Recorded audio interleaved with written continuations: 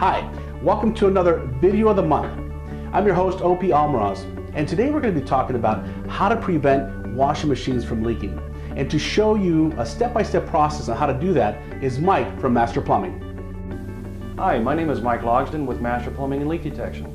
Today we're going to show how to swap out and maintain the proper hoses for the front-loading washer and dryers.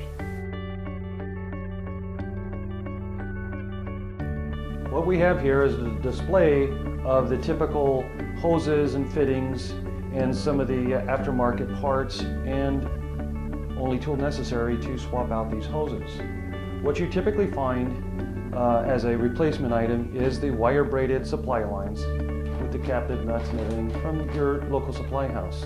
Old school way of getting rid of an issue which caused these angles or the ends of the hose to wear out was this 90-degree fitting. It used to be put together by a plumber like this, and it was just a couple of fittings you'd find at your local supply house.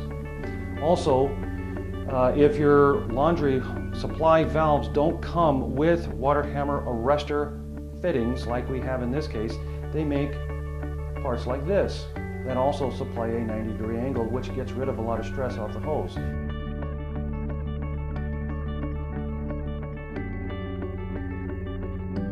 What you see here is the proper installation of two new hot and cold water supply lines. Look closely at the valve and the wall. You'll notice that the captive nuts have 90-degree fittings crimped onto them. The reason for that is it gets rid of undue stress on the hose as well as long-term maintenance benefits. That's the area that always becomes very weak and blows when you get too much hot water or too much pressure. Mike, thanks a lot. That was a lot of great information, and all we have to do now is just move these pieces back. Before we do that, a few closing thoughts. You need to check the hoses roughly about once a year. You need to make sure that your water pressure does not exceed manufacturer's recommendations. Typically it's somewhere between 55 and 75. Check the back of the bag of the supply lines, you'll see what they recommend.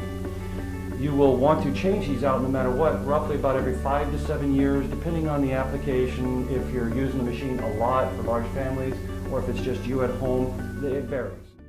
Thank you. This message is brought to you by your friendly neighborhood agent, Regina Talbot. For more information, please call 626-357-3401.